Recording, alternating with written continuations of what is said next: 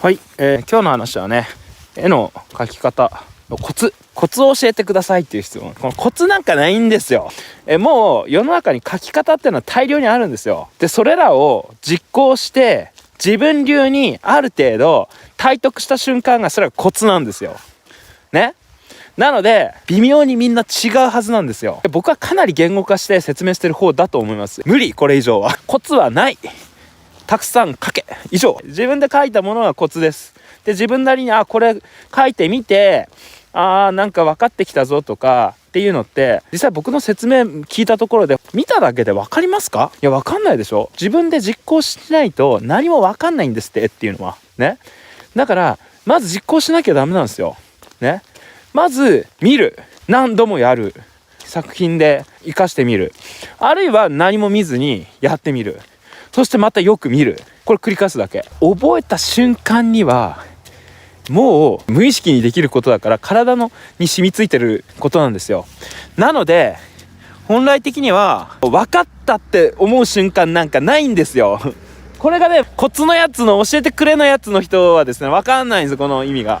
分かった頃にはもう無意識にできてることなんですよ、特に絵とかはね。だから分かりました、やってみますっていうのはですね、分かってるはずないんですよ。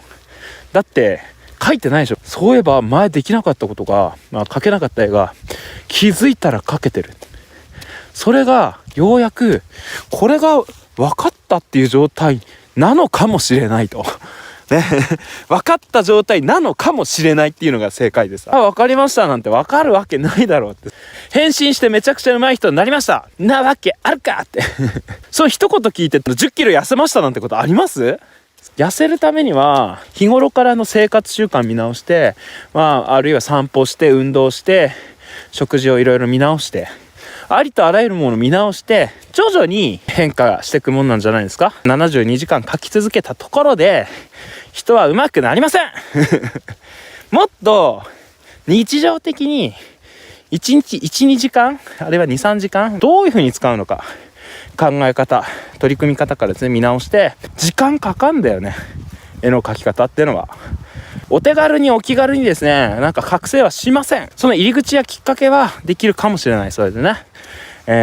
だけれどその後継続してやり続けるかやり続けないかはもう皆さん次第なんで、コツは自分で作ってください。で、コツになるための材料、素材はもうすでにこの世の中に無数に存在してます。それを自分流にちゃんとカスタムして、コツというのはですね、自分で使える状態のものを言うんですよね。ノウハウっていうのはそれだけでは使えないんですよ。だって書いてないでしょ、まだそれただ知識として選択肢として自分の可能性としてはあるんだよ。これを使える状態にするには、コツのやつの都合のいいやつはですね、自分で作るしかないんですよ。最終的に一番のコツあります？すいません、ありました。最も簡単にうまく書く全ての共通するコツがあります。簡単です。見て書けですよはい、見て書きゃね、だいたいうまく書けんすよ。てか見てもううまく書けないものは見ないでうまく書けるわけないじゃないですか。だって見ても書けないものは見なくったらもっと書けないよね。いや、見てもうまく書けないんですって人はですね、時間をかけよう。はい。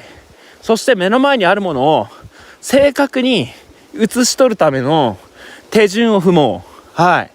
そう、見て描くということはですね、もう絵を描く全てにおいて共通するですね、めちゃくちゃ重要な、基礎体力に近いんですよ。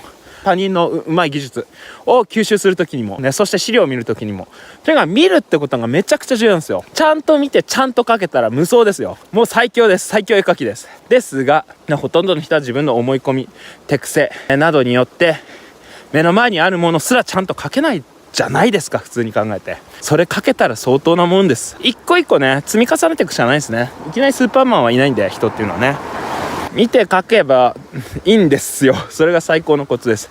あともう一つ言うと、もうちょっとだんだんいくと、絵の土台がちゃんと描けてない人が多い。これがいまいちなものはその後の工程になればなるほど面白くなるかって言うとどんどんつまんなくなります。なので大体のものは土台から見直せなんですよ。表層の何かをこねくり回せばどうにかなるという風に考えてる時点ではうまくならないんですよ。うまい絵ってのは土台から色がなくても構成配置だけでも十分魅力的なんですよね。じゃあそれどうやって学んだらいいのって、それですね、こういうの書けるようになりたいなっていうのをずっと見て、でそれをまずは書いて再現して、もう常に見てる、目に入れる。でそれがどうやったら再現できるのかってずっと考える。これがコツです。はい、これが上手くなるコツです。これコツって言えるんですかねって話です。すなわちコツなどないです。そんなコツなんかない。何かの瞬間に覚醒することはないんです。室井さんの言葉で僕はなんか分かりました、全てが救われましたみたいな思い込みです。それなんか今までと違うこと言われてショックなだけですんで、それはいで言われてうわーってちょっとびっくりしたみたいな状態。全然分かってません、それはっきり言ってそう全然分かってません。そんな簡単に分かりません、物事は。さっきも言ったように分かるっていうのは徐々に時間がかかって、無意識にできてる状態が気づいたら分かったなんですよ。分かりましたって言ってる時分かってるわけないんですよ。